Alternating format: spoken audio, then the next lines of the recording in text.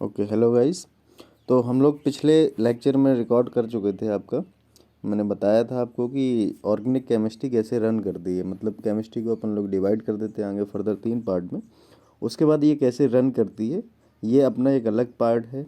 और कार्बन से इसका बहुत ज़्यादा लगाव होता है कि कार्बन कैसे वर्क करता है, कार्बन एक कंपाउंड के रूप में कैसे अपने आप को इस्टेब्लिश करता है, उसी के बारे में अपन लोगों को आज डिस्कस करना है। तो सबसे पहले मैंने आपको बताया था कि बॉन्डिंग कैसे कैसे वर्क करती है केमिस्ट्री में। तो मैं एक बार रिमाइंड करा देता हूँ पिछला वाला, क्योंकि मतलब काफ़ी दिन हो चुके हैं, तो उसको एक बार रिमाइंड करा देते हैं आपको। पहला जो आपका पार्ट था, मैंने आपको बॉन्डिंग में कि how bonding takes place in the chemistry. तो बॉन्डिंग को अपन लोग 3 पार्ट में बांट के चलते हैं। फर्स्ट पार्ट जो आपका होता है उसको अपन लोग, मैंने बताया था, उसको इलेक्ट्रोस्टैटिक बॉन्डिंग बोलते हैं या फिर आयनिक बॉन्डिंग बोलते हैं उसको। ठीक है। इस आयनिक बॉन्डिंग का मतलब ये होता है कि आयंस का फॉर्मेशन होता है। After the formation of ions, formation of cation and anion takes place after this formation of bond. Second, covalent bond. In the process of covalent bond you have to share the electron. आपको यहाँ पे क्या करना पड़ेगा, electron को share करना पड़ेगा। मतलब किसी के पास ऐसा नहीं होता है कि सेटिस्फाई होते हैं, लेकिन वो शेयर करके चलते हैं। ओके। जो थर्ड पार्ट आपका था, थर्ड पार्ट में मैंने आपको बताया था आप हाइड्रोजन बॉन्डिंग। हाइड्रोजन बॉन्डिंग का मतलब ये है कि आपके पास 3 ऐसे कंपाउंड रहेंगे, 3 ऐसे एलिमेंट हैं जिसको F O और N, यानी फ्लोरीन, ऑक्सीजन एंड नाइट्रोजन, तीनों आपके एलिमेंट केवल हाइड्रोजन से ही क्या करते हैं, रिएक्ट करते हैं, हाइड्रोजन के साथ ही अपनी बॉन्डिंग के पार्टिसिपेशन करते हैं, और उसके बाद हाइड्रोजन बॉन्डिंग टेक्स प्लेस होता है। ठीक है। तो इतनी बात ये मैंने बहुत डिटेलिंग में आपको एग्जांपल दिए थे, सारी चीज़ें समझाई थी। अब अपन को केवल यूनिक वे से केवल कार्बन को समझना है कि कार्बन इतना इंपॉर्टेंट क्यों आगे बन जाता है कि वो ऑर्गेनिक केमिस्ट्री का पूरा एक न्यू ब्रांच प्रिपेयर कर लेता है। उसके लिए मतलब बहुत ज़्यादा स्पेस चाहिए। ठीक है। तो सबसे पहले अपन लोग जो टॉपिक में आज आपको डिस्कस कराऊंगा, that is versatile nature of carbon. Versatile nature का मतलब क्या होता है? वर्सटाइल नेचर का मतलब होता है कि बहुत ज़्यादा वृहद नेचर का, मतलब वो उसका स्वभाव एक ऐसा है जैसे आपकी समाज में कोई ऐसा व्यक्ति हो जिसको सारे बंदे पसंद करते हो। मतलब ऐसा नहीं है कि कोई 1-2 बंदे, जैसे आपके 1000 लोग हैं गांव में रहने वाले, तो आपके 500 लोग उनको पसंद करते हैं और 500 नापसंद करते हैं। उनको लगभग लगभग 980 लोग पसंद करते हैं। तो इसी टाइप का आपका कार्बन है। और ये उसकी प्रॉपर्टी होती किस वजह से है? सबसे पहले तो कार्बन का साइज स्मॉल होता है। कार्बन स्मॉल साइज, उसकी एक वजह ये भी है। दूसरा जो कार्बन का वजह होता है कि कार्बन की इलेक्ट्रोनेगेटिविटी बढ़ जाती है। इलेक्ट्रोनेगेटिविटी का मतलब होता है विद्युत ऋणात्मकता का बढ़ जाना। विद्युत ऋणात्मकता का बढ़ जाना, इसका मतलब ये है कि जो शेयर किए हुए इलेक्ट्रॉन हैं उसको आसानी से अपनी तरफ खींच लेता है। नेक्स्ट पॉइंट है इसका कि इसकी एक और प्रॉपर्टी होती है, उसको अपन लोग हिंदी में बोलते हैं श्रृंखलन और अंग्रेजी में बोलते हैं इसको कैटेनेशन। श्रृंखलन का मतलब ये होता है कि ये कार्बन अपने ही दूसरे कार्बन के साथ में फ्रीक्वेंटली बॉन्ड बना सकता है, और ये इतनी लंबी चेन बना सकता है जिसको आप इमेजिन नहीं कर सकते। ठीक है। इसी प्रॉपर्टी को अंग्रेजी में इसको एक बात और बोलते हैं, that is the self linking properties of carbon. Okay. तो ये कैटेनेशन जो प्रॉपर्टीज़ होती है वो एक दूसरे से लिंक करने के बाद बनती है, इसी को आप लोग क्या बोलते हैं, कैटेनेशन बोलते हैं। तो ये खुद से खुद को जोड़ सकता है, कार्बन कार्बन से जोड़ सकता है। और ऐसा नहीं है कि ये केवल सिंगल सिंगल बॉन्ड से जोड़ सकता है, ये अपने आप को डबल बॉन्ड से भी जोड़ सकता है, लाइक दिस। ठीक है। ये इस तरीके से भी अपने आप को ऐड कर सकता है और ट्रिपल बॉन्ड से ही अपने आप को जोड़ सकता है। ठीक है। अभी मैं आगे आपको बताऊंगा कि संतृप्त और असंतृप्त हाइड्रोकार्बन होते क्या हैं। तो उसमें अपन लोग डिवाइड करेंगे कि सिंगल बॉन्ड, डबल बॉन्ड और ट्रिपल बॉन्ड में क्या क्या इनका फ़र्क पड़ जाता है। लेकिन आप यहाँ समझ के चलें कि कैटेनेशन केवल सिंगल बॉन्ड तक ही सीमित नहीं है, ये डबल बॉन्ड में भी जाता है, ट्रिपल बॉन्ड में भी जाता है। तो तीनों बॉन्डों में ये कारगर साबित होता है। क्लियर? ओके। तो नेक्स्ट बात अपन लोग करने वाले हैं कि कैटेनेशन हो गया, और कैटेनेशन के साथ में और कार्बन की तीसरी प्रॉपर्टीज़ क्या होती है जो इतना इंपॉर्टेंस इसको बना देती है। कार्बन के पास, मैंने उसमें भी आपको समझाया था, यहाँ भी समझा दे रहा हूँ। कार्बन का जो एटॉमिक नंबर होता है वो होता है 6। यानी अगर अपन लोग इसका इलेक्ट्रॉन कॉन्फ़िगरेशन करते हैं तो ये 2 और 4 में डिवाइड हो जाता है। अब ये 4 वाला जो आपका सेल होता है, 4 वाला जो आपका कक्षक होता है, ये अपने आप को 2 चीज़ों में पॉसिबिलिटीज़ में डाल देता है। या तो वो 4 इलेक्ट्रॉन को गेन करे, ठीक है, और या तो वो 4 इलेक्ट्रॉन का लूजिंग करे। लेकिन ना तो 4 इलेक्ट्रॉन ये गेन कर पाता है, ना ये 4 इलेक्ट्रॉन का लूज़ कर पाता है। फिर ये करता क्या है, ये फिर शेयरिंग का पार्ट करता है। और क्यों नहीं कर पाता है लूज़ और गेन, ये भी मैंने इसके कारण बताए थे आपको कि एक तो इसका साइज छोटा होता है, तो 4 लोग और उसके मतलब कंधे पे, मतलब छोटा बच्चा ही है, उसके कंधे पे आप मतलब 2 पत्थर रख दें। इसके बाद क्या करें, एक मतलब 50-50 किलो के 2 थैले रखें और उसके कंधों पे टांग दें, तो वो क्या होल्ड कर पाएगा, नहीं कर पाएगा। और क्या होता है इसके साथ में कि 4 इलेक्ट्रॉन ये निकाल नहीं पाता, इसलिए नहीं निकाल पाता है क्योंकि इसका साइज़ बहुत छोटा होता है, और साइज़ छोटे होने की वजह से इसका जो जेड इफेक्टिव चार्ज होता है, मतलब न्यूक्लियस का जो भी आपका केंद्रक का चार्ज होता है वो बहुत ज़्यादा होता है। दैट्स वाई ये इसको नहीं निकाल पाता है। तो ये दोनों वजह हो जाती हैं जो इसको मजबूर कर देती हैं कि भाई तुम्हें क्या करना है, कैटेनेशन, वो कोवैलेंट बॉन्ड बनाना है, यानी आपको क्या बनाना है, संयोजी बॉन्ड बनाना है। Clear to all of you? Okay. तो नेक्स्ट पॉइंट अपन लोग 3 बातें मैंने आपको बताई और इसी के बेसिस पे हम लोग आगे चलने वाले हैं। क्या क्या बताएं कि ये श्रृंखलन करता है यानी कैटेनेशन करता है। सेकंड बात, ये कोवैलेंट बॉन्ड बनाता है, ठीक है, कोवैलेंट बॉन्ड बनाता है। तीसरी बात, साइज़ इसका छोटा होता है। साइज़ कैसा होता है इसका, छोटा होता है। तो ये 3 बातें हैं जो इसको बहुत इंपॉर्टेंट बना देती हैं। चलो अब अपन लोग चलते हैं ऑर्गेनिक केमिस्ट्री की तरफ। जो कार्बनिक रसायन होती है, मतलब कार्बनिक से आप नाम से ही आपको पता चल रहा होगा कि कार्बन इसमें बहुत महत्वपूर्ण रोल अदा करता होगा। तो नेक्स्ट बात अपन लोग चलते हैं कि कार्बनिक रसायन क्या होता है। तो आपकी जो कार्बनिक रसायन होती है वो 2 चीज़ों पर डिपेंड करती है, हाइड्रो और कार्बन, मतलब हाइड्रोजन और कार्बन, इन दोनों के लिए बहुत इंपॉर्टेंट रोल प्ले करता है। पहले क्या हुआ करता था कि मतलब जो भी हम लोग मानते थे कि भाई जितनी भी सजीव जीव, मतलब सजीव प्राणी हैं, सजीव प्राणी मतलब जो श्वसन करते हैं, जो सांस लेते हैं, सांस छोड़ते हैं, ऑक्सीजन का इंटेक करते हैं, भोजन बनाते हैं या भोजन को डाइजेस्ट करते हैं, उन सारे पदार्थों से, उन सारे सजीव जीवों से, उन सभी प्राणियों से हम लोग केवल हाइड्रो जो आपके कार्बनिक पदार्थ हैं उनको प्राप्त कर सकते हैं। लेकिन ये एक भ्रांति टूटी जब आपके एक जर्मन साइंटिस्ट थे, फ्रेंडलिस बोलर उनका नाम था। तो फ्रेंडलिस बोलर, मैं साइंटिस्ट का नाम रिपीट कर दे रहा हूँ, एफ वोलर लिखते हैं उनको। तो ये जर्मनी के साइंटिस्ट हैं। एफ वोलर ने क्या किया, लेबोरेटरी में, प्रयोगशाला में ये कार्य कर रहे थे, तो उसी समय उन्होंने यूरिया का निर्माण किया। यूरिया, हाँ वही यूरिया जो अपन लोग खेतों में छिड़काव के समय मतलब काम में लाते हैं। तो ये यूरिया का फॉर्मूला होता है आपका NH2CONH2। और यूरिया खेतों में डालते क्यों हैं, नाइट्रोजन की भरपाई करने के लिए। तो NH2CONH2 का जब निर्माण हुआ, यूरिया का निर्माण हुआ, तो ये प्रयोगशाला में निर्माण हुआ। तो यहाँ से सबसे पहले एक आशा जगी। सबसे पहले आशा कौन सी जगी कि यार हम प्रयोगशाला में, लेबोरेटरी में क्या कर सकते हैं, यहाँ पे भी हम क्या कर सकते हैं, कार्बनिक पदार्थों का प्रिपेयरनेस उनकी कर सकते हैं। तो यहाँ से अपन को एक आशा निकल के आती है कि भाई फ्रेंडलिस बोलर ने ये काम दिया। इसके बाद बहुत सारे साइंटिस्टों ने इनके ऊपर काम किया। मतलब जब कोई काम होता है तो उसके पीछे बहुत सारे लोग लग जाते हैं कि भाई यहाँ भी हम लोगों की ये क्या है, काम कर सकते हैं, यहाँ भी हम लोगों के पास एक विकल्प है, एक ऑप्शन है काम करने का। तो ये ऑप्शन दिया फ्रेंच के वो जर्मन साइंटिस्ट फ्रेंडलिस बोलर ने। और पदार्थ का नाम आपसे अगर कोई पूछे कि सबसे पहले कौन सा ऐसा पदार्थ था, कार्बनिक पदार्थ था जिसको प्रयोगशाला में तैयार किया गया, तो उस पदार्थ का नाम है आपका NH2CONH2 यानी यूरिया। ओके। यूरिया की यूजेस भी आप बता सकते हैं। 78% नाइट्रोजन इसमें कंटेन रहता है जो हम खेतों में डालने का काम करते हैं। ठीक है, तो ये आपके जनरल क्वेश्चन हो गए। ये कभी भी आपको, जैसे ये आपके जीके में भी फंस सकते हैं आपके, और साइंस कोई अगर कहीं हो तो उसमें भी आपके रिलेट कर सकते हैं आप इसको।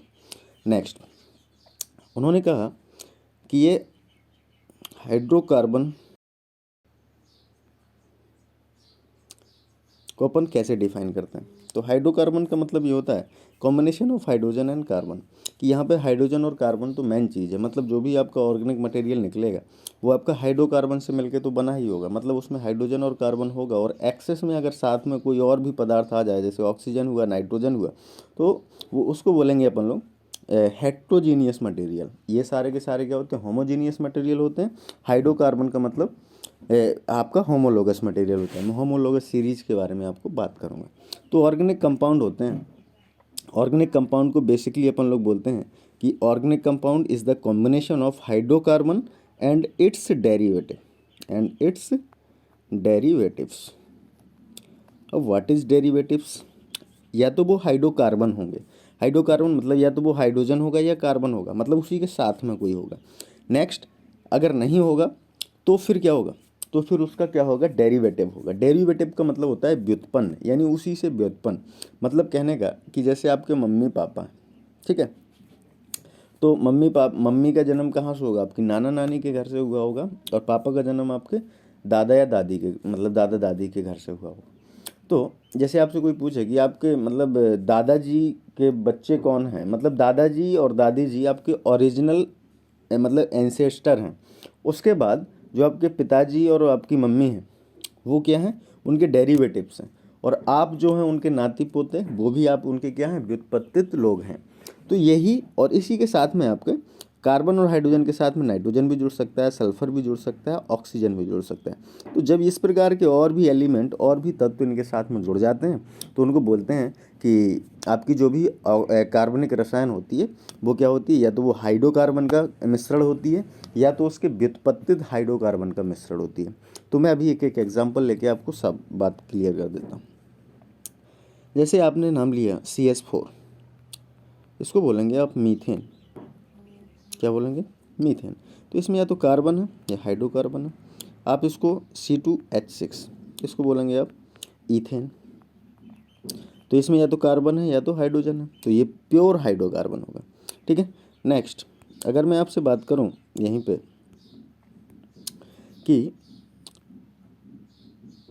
C2H5OH, this is ethyl alcohol. क्या बोलेंगे इसको, इथाइल एल्कोहल। तो आपका जो इथाइल एल्कोहल है उसमें कार्बन है, वेरी गुड, हाइड्रोजन है, वेरी गुड, ऑक्सीजन है, और ये H। तो ये हाइड्रोकार्बन तो बन गया कि हाइड्रोजन और कार्बन है, लेकिन ये ऑक्सीजन इसके साथ में है, ठीक है। तो इस तरीके से ये क्या बन गया आपका, ये बन गया आपका डेरिवेटिव हाइड्रोकार्बन। तो ये क्या बन गया आपका, व्युत्पत्तित हाइड्रोकार्बन। क्लियर है सब लोगों को, हाँ। चलो, इसके बाद मैं आपको समझाने की कोशिश करता हूँ कि जो भी आपके ऑर्गेनिक कंपाउंड होते हैं उनको दो पार्ट में डिवाइड करके चला जाता है। कितने पार्टों में, दो पार्टों में इन हाइड्रोकार्बन्स को डिवाइड किया जाता है। तो पहला जो पार्ट होता है उसको डिवाइड करते हैं कैसे, ऑर्गेनिक मटेरियल। इसको अपन फर्स्ट जो होता है इसको लिखते हैं सैचुरेटेड हाइड्रोकार्बन। क्या बोलते हैं इनको, सैचुरेटेड हाइड्रोकार्बन। इसको हिंदी में बोलेंगे संतृप्त। क्या बोलेंगे, संतृप्त हाइड्रोकार्बन। अब संतृप्त हाइड्रोकार्बन होते कौन हैं, संतृप्त हाइड्रोकार्बन वो होते हैं जिनके बीच में जो लिंकिंग होती है वो केवल सिंगल बॉन्ड से होती है।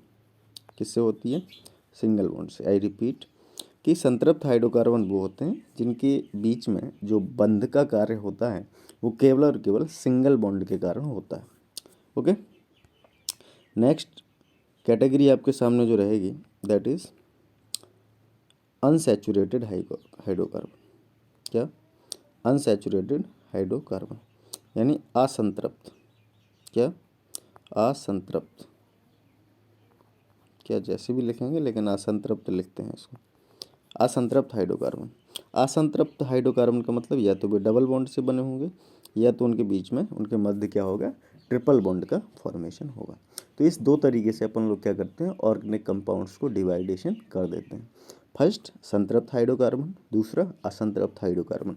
संतृप्त हाइड्रोकार्बन जो होते हैं उनके बीच, उनके मध्य क्या होता है, सिंगल सिंगल बॉन्ड होता है, और असंतृप्त हाइड्रोकार्बन जो होते हैं उनके मध्य या तो डबल बॉन्ड होगा या ट्रिपल बॉन्ड होगा। क्लियर है सबको, हाँ, क्लियर होना भी चाहिए।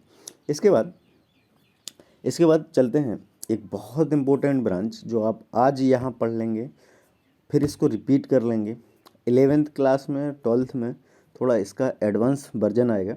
लेकिन जब आप 12th के बाद जैसे केमिस्ट्री ऑनर्स करते हैं या किसी और में अलाइड सब्जेक्ट के रूप में भी केमिस्ट्री लेते हैं, तो जब भी वहाँ आपको नामकरण पढ़ने को मिलेगा तो नामकरण आपको कोई बेसिक कोई नहीं पढ़ाएगा, ठीक है। तो अभी मैं इसको थोड़ा समझा के चलता हूँ, फिर इसके बाद इसके ऊपर मैं सोच रहा हूँ कि एक आपका सेपरेट लेक्चर लिया जाए। अभी 14-15 मिनट का ये वीडियो होगा, लगभग 15 मिनट में आपको बहुत कुछ क्लियर करने का मैं काम करूँगा। ओके, चलिए देखिए, बहुत मस्तिष्क बिल्कुल ठंडा करके देखिए कि ये चीज़ आपकी बहुत इंपॉर्टेंट है, इसको बिल्कुल स्टार मार्क कर लेना जो मैं अभी नेक्स्ट आपको पढ़ाने जा रहा हूँ। ओके, देखो, कार्बन के मटेरियल बन गए तो कार्बन के पदार्थ भी बनने शुरू हो गए। जब कार्बन के पदार्थ बनने शुरू हो गए, ठीक है, तो कार्बन के पदार्थों के नाम लिखने में चुनौती आने लगी कि इनके यार नाम कैसे लिखेंगे। तो फिर एक संस्था आपके सामने आती है जिसको बोलते हैं आप IUPAC। क्या बोलते हैं? IUPAC। IUPAC का मतलब क्या होता है? IUPAC का मतलब होता है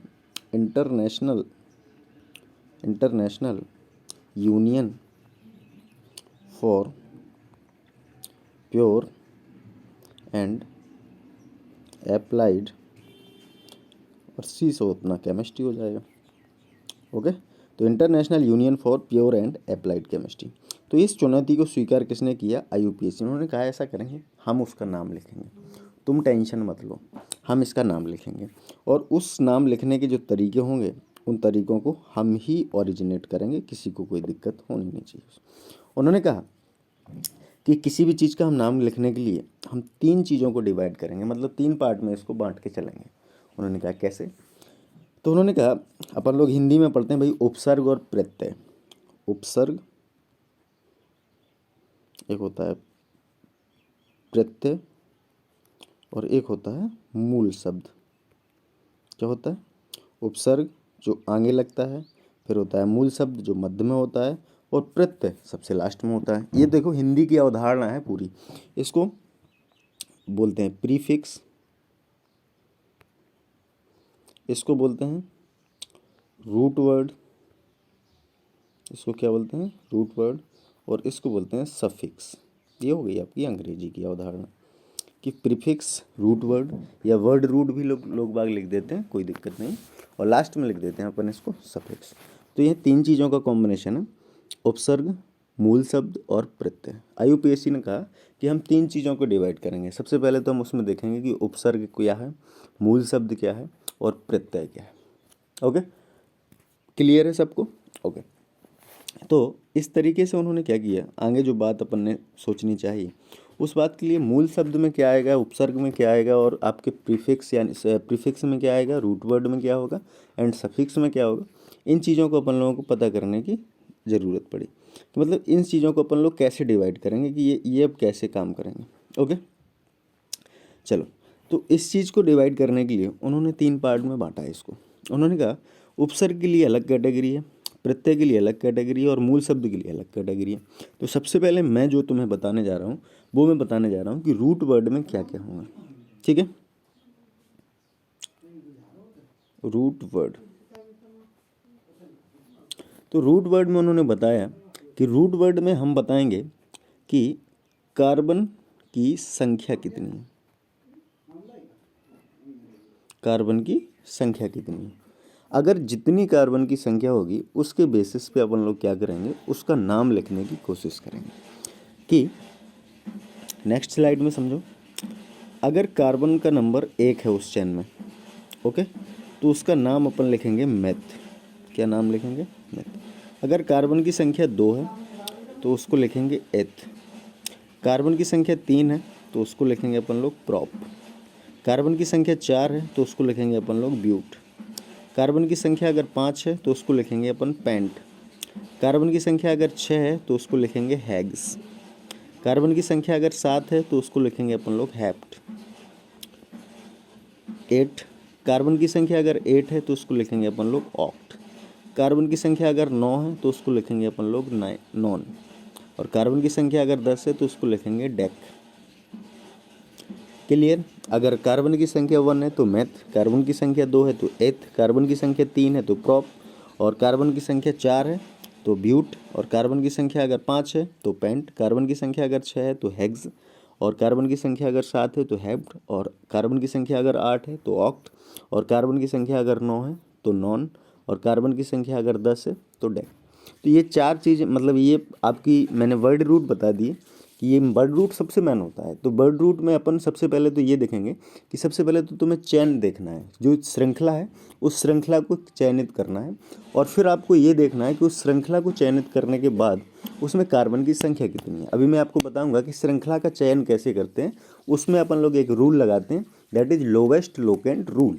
ओके, तो सबसे पहले अपन को पूरी जो मैन चैन होती है, मैन चैन को देखना होता है, और मैन चैन को देखने के बाद उसमें देखेंगे कि साइड चैन क्या है, किस तरीके से साइड चेन वर्क करती हैं, उनका नाम कैसे लिखा जाएगा, वो अपन लोग आगे डिस्कस करेंगे। तो सबसे पहले मैंने आपको ये बताया कि आप वर्ड रूट का अगर कार्बन की संख्या के बेसिस पे आपको करना है तो किस तरीके से कार्बन के बेसिस पे उसके नाम लिखेंगे।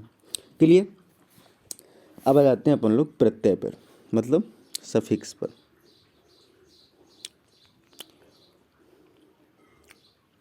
तो प्रत्यय क्या क्या होंगे, प्रत्यय को दो भाग में डिवाइड कर लेते हैं, ठीक है। तो पहला जो प्रत्यय होगा वो आपको बताएगा बंध की प्रकृति क्या है, बंध की प्रकृति क्या है, ठीक है। अगर आपकी बंध की प्रकृति सिंगल बॉन्ड है तो उसको लिखेंगे अपन लोग एन, क्या लिखेंगे, एन। अगर आपका बॉन्ड डबल है तो उसको लिखेंगे अपन लोग इन। अगर आपका बॉन्ड ट्रिपल है तो उसको लिखेंगे आइन। ये प्रत्यय मतलब जो वर्ड रूट के बाद लगता है। तो वर्ड रूट के बाद अपन लोग क्या करेंगे, चैन में ये देखेंगे कि सारे के सारे सिंगल बॉन्ड हैं। अगर सिंगल बॉन्ड है तो वर्ड रूट के बाद क्या लगाएंगे, एन। अगर डबल बॉन्ड है तो वर्ड रूट के बाद इन लगाएंगे। अगर ट्रिपल बॉन्ड है तो आइन लगाएंगे। क्लियर है, ओके। नेक्स्ट बात समझो कि सफिक्स, दूसरे सफिक्स में क्या आता है। तो दूसरे सफिक्स में आपका जो भी आएगा वो आएगा आपका फंक्शनल ग्रुप। क्या आएगा, फंक्शनल ग्रुप। फंक्शनल ग्रुप का मतलब क्या होता है, फंक्शनल ग्रुप का मतलब होता है क्रियात्मक समूह, क्रियात्मक समूह। Then what is functional group, functional group का मतलब ये होता है कि such types of group of reagent which change the properties of whole hydrocarbon chain. ये इतना मादा रखता है, ये इसके पावर इतनी ज़्यादा होती है कि ये पूरी की पूरी हाइड्रोकार्बन की चेन की प्रॉपर्टीज़ को चेंज कर सकता है। That is functional group, okay, got it. तो फंक्शनल ग्रुप में क्या हो सकता है, ये ग्रुप ऑफ एलिमेंट होता है। ग्रुप ऑफ एलिमेंट में आपका OH भी हो सकता है, ठीक है, CHO भी हो सकता है, उसका COOH भी हो सकता है, OR भी हो सकता है, ठीक है। तो बहुत सारे फंक्शनल ग्रुप हो सकते हैं। जैसे OH है तो इसका नाम है एल्कोहल, ठीक है। CHO है तो इसका नाम है आपका, मैं केवल अभी ये आपको बता रहा हूँ, मैं फंक्शनल ग्रुप नहीं पढ़ा रहा हूँ। फंक्शनल ग्रुप जब पढ़ाऊंगा तो बहुत डिटेल पढ़ाऊंगा, बहुत अच्छे से चीज़ों को बताऊंगा कि इसके प्रीफिक्स में नाम क्या आते हैं। जैसे एल्कोहल का ऑल लिखते हैं अपन लोग, ठीक है। CHO है, इसको एल्डिहाइड। मैं केवल आपको आइडेंटिफाई करा रहा हूँ बिकॉज आपका बहुत बेसिक लेवल से देखना है। मैं केवल आपको पहचान करा रहा हूँ कि ये OH होगा तो एल्कोहल, CHO होगा तो एल्डिहाइड, COH होगा तो कार्बोक्सिलिक एसिड होगा, और इसका नाम में क्या जुड़ा होगा, ओइक एसिड, ठीक है। तो इन प्रत्यय में आपकी दो चीज़ें बनेंगी, पहली जो बंध की प्रकृति बताएगा, दूसरा फंक्शनल ग्रुप बताएगा। नेक्स्ट अपन चलते हैं कि उपसर्ग में क्या लगेगा, यानी प्रीफिक्स में क्या लगेगा। तो प्रीफिक्स में आपका क्या क्या आता है, उपसर्ग यानी प्रीफिक्स। तो प्रीफिक्स में आपका क्या क्या आएगा उसको थोड़ा देख लो। प्रीफिक्स में आपका हैलोजन आ सकता है। हैलोजन का मतलब 17वां ग्रुप। 17वां ग्रुप का मतलब फ्लोरीन, क्लोरीन, ब्रोमीन और आयोडीन। एस्टाटाइन को अपन लोग लिखते नहीं बिकॉज वो रेडियो एक्टिव है, रेडियोधर्मी है, तो उसका ज़्यादा काम नहीं होता। अगर फ्लोरीन है तो उसका नाम होगा फ्लोरो। अगर क्लोरीन है तो उसका नाम होगा क्लोरो। अगर ब्रोमीन है तो उसका नाम होगा ब्रोमो। अगर आयोडीन है तो उसका नाम होगा iodo. Clear. Bolero, chloro, bromo and iodo, उसका नाम ये सबसे पहले लिखा जाएगा। दूसरी बात, इसी को छोटा करके मैं समझा देता हूँ ताकि दोनों बातें एक साथ क्लियर हो जाए। देखो अभी नाम लिखेंगे ना तो तुम्हें सब समझ आएगा। अभी हो सकता है मिस हो रहा हो कहीं, लेकिन नाम जब लिखने चलेंगे अपन लोग तो सारा कुछ क्लियर होता चलेगा। तो जैसे इस कंपाउंड का नाम देखो,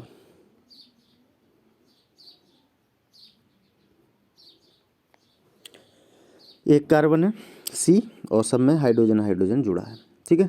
तो अकॉर्डिंग टू वर्ड रूट कि आपका मूल शब्द क्या होगा, कार्बन की संख्या 1 है तो उसको लिखेंगे मेथ। क्या लिखेंगे, मेथ।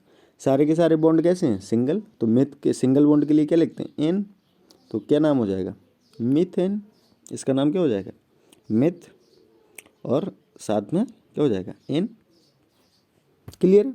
और कोई ना तो साइड चेन है ना कोई फंक्शनल ग्रुप है। ठीक है, अभी नेक्स्ट बताता हूँ। एक कार्बन, दूसरा कार्बन, एक एच, एक एच, एक एच, मतलब तीन जो अपनी वैलेंसी थी, संयोजकता थी, वो अपन ने सेटिस्फाई कर दी हाइड्रोजन के साथ में। यहाँ एच, यहाँ एच, यहाँ एच। अब कार्बन देखो, कार्बन की संख्या कितनी है, 1 और 2, तो नाम क्या आएगा, इथ। जब नाम शुरू करते हैं तो उसको हमेशा कैपिटल लेटर में, इथ। ओके, हो गया। साथ में अब क्या है, बॉन्ड की प्रकृति क्या है, ये तो हो गया मूल शब्द। मूल शब्द के बाद प्रत्यय लगाएंगे। ठीक है, तो प्रत्यय में क्या देखेंगे, दो चीज़ें, पहली बॉन्डिंग देख लो, दूसरा फंक्शनल ग्रुप देख लो। तो फंक्शनल ग्रुप कोई है नहीं है, तो मैंने फंक्शनल ग्रुप की कैटेगरी तुम्हें दो चार बताई भी हैं कि उसको आइडेंटिफाई कर लेना। अभी मैं और इसको लेटेस्ट बढ़ाऊंगा तो तुम्हें और समझ में आएगा। तो अभी क्या हो गया, एथ हो गया।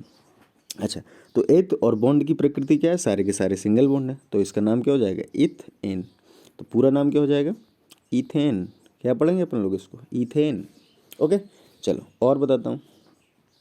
अब मैं सीधा लिख दे रहा हूँ, ये CH3, ये CH2, ये CH2, ये CH3। ओके, तो अब इसके नाम क्या हो जाएंगे, अब देखो ये हाइड्रोजन मैंने अलग अलग फैला के नहीं लगाए। ठीक है, तो इसको बोलते हैं लाइन स्ट्रक्चर, इसको क्या बोलते हैं, बॉन्ड लाइन स्ट्रक्चर। इस तरीके से अगर लिखा है तो ये क्या हो जाएगा, बॉन्ड लाइन स्ट्रक्चर हो जाएगा। ठीक है, अभी नहीं, इसको नहीं बोलेंगे भाई बॉन्ड लाइन स्ट्रक्चर, मैं बताता हूँ। अगर मैं इसको इस तरीके से लिखता, ऐसे, ठीक है, तब ये बॉन्ड लाइन स्ट्रक्चर होता। मतलब यहाँ इसको दर्शाया जाता CH3, ये CH2, और ये CH2, और ये CH2, और ये CH3। ओके, तो अभी इसका नाम लिखो ऊपर वाले का। तो कार्बन की चेन गिनो, 1 2 3 और 4। तो कार्बन की संख्या कितनी है, 4। 4 है तो क्या नाम लिखेंगे, ब्यूट।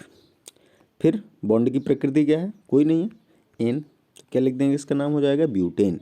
इसका 1 2 3 4 5, तो पेंट, 5 कार्बन है तो पेंट, और प्लस सिंगल बॉन्ड है सारा तो पेंटेन। नाम क्या हो जाएगा इसका, पेंटेन।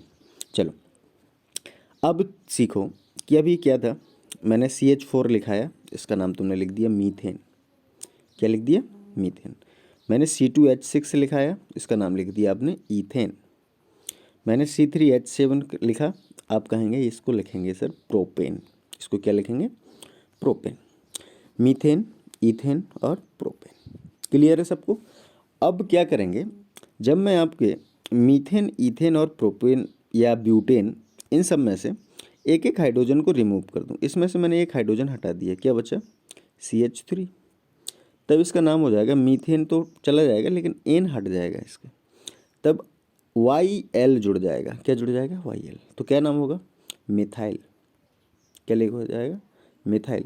हिंदी मीडियम वाले इसको मेथिल बोलते हैं क्योंकि उनकी किताब में भी मेथिल ही लिखा होता है। तो इंग्लिश मीडियम वाले इसको मिथाइल भी पढ़ सकते हैं, मेथिल पढ़ो या मिथाइल पढ़ो, मुझे कोई फ़र्क नहीं पड़ता, सारा अच्छा है। फिर इसके बाद C2H6, इसमें से अगर आपने एक हाइड्रोजन निकाल दिया तो क्या बचेगा, C2H5। तो इसका नाम क्या हो जाएगा, इथ भर ले लेना है अपन को, एन हटा देना है, तो क्या नाम हो जाएगा, एथाइल। ये मैं जुगाड़ कहाँ से कर रहा हूँ, ये मैं तुम्हें समझा रहा हूँ, तुम्हें ध्यान देना चाहिए। ये मैं समझा रहा हूँ तुम्हारे उपसर्ग के बारे में। पहला हेलोजन समझाया था, देखो बैक में।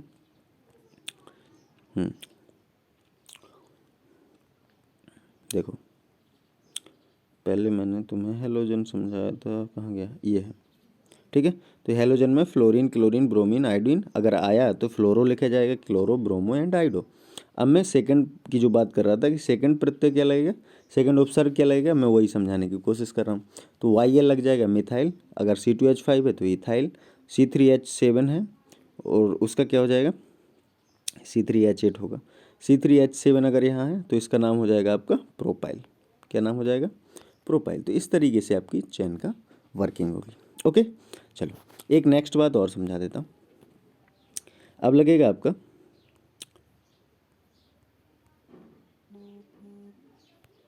अब लगेगा आपका कितना हो गया, 29। ओके, 5 मिनट और ले लेता हूँ। हाँ, तो नेक्स्ट बात अभी मैं आपको बताने जा रहा हूँ कि अभी आप क्या करो, अभी मैं आपको कुछ नाम दे रहा हूँ, उसको आपको लिख के लाना है। ठीक है, इसको नोट डाउन कर लेना। मैं नेक्स्ट चीज़ बाद में बताऊँगा, बहुत सिंपल सिंपल दे रहा हूँ। CH3, CH2, CH2 और CH3। ठीक है, दूसरा CH3, CH2, CH2, CH3। क्योंकि नेक्स्ट लेक्चर लेने के लिए मुझे और थोड़ा आगे बढ़ना पड़ेगा। और इसमें CH2 कर लें यहाँ पे, और ये CH3 और लिख लो यहाँ पे, ठीक है। तीसरा, इससे भी आइडेंटिफाई करने की कोशिश कर रहा हूँ, ठीक है। यहाँ पे मैंने Cl लगा दिया है, ठीक है। 1 2 3 4 5 6, तो ये 5 नंबर पे क्या है, क्लोरीन है, तो 5 क्लोरो। अगर बने तो करना, बाकी मैं ये 2-3 दे रहा हूँ प्रैक्टिस के लिए तुम्हारा, बाकी मैं समझाऊंगा अभी आगे बहुत, इसको एक लेक्चर पूरा ले जाएगा अभी पढ़ाने में। इसके बाद तुम्हें प्रैक्टिस कराऊंगा, तो उसमें भी तुम्हें काफ़ी टाइम ले जाएगा। मैं आज बढ़िया क्वेश्चन तुम्हारे ढूंढ लूँगा और उसके बाद मैं आपको ग्रुप पे डालता हूँ, तो उसको मुझे करके बताना, ठीक है। तो ये 3-4 क्वेश्चन मैंने जो दिए हैं, इसको थोड़ी और प्रैक्टिस करना। तो और भी दे देता हूँ, CH3 डबल बॉन्ड और C, ये 3 नहीं, गलत हो गया यार, चलो इसको हटा लो। इसको इस तरीके से करो, ट्रिपल बॉन्ड CH, इसका क्या नाम होगा, ये थर्ड है। फोर्थ क्या हो जाएगा, CH2 डबल बॉन्ड CH2। 5 हो जाएगा आपका CH3 CH double bond CH2। Next छठवां हो जाएगा CH3 CH2 CH CH2, CH3 CH2 CH2 CH double bond CH3।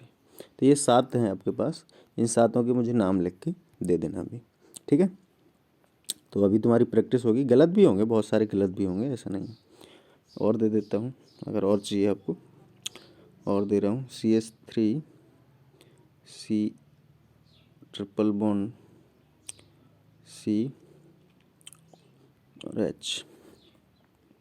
नवा है CH3 CH2 F CH2 CH3। 10वां है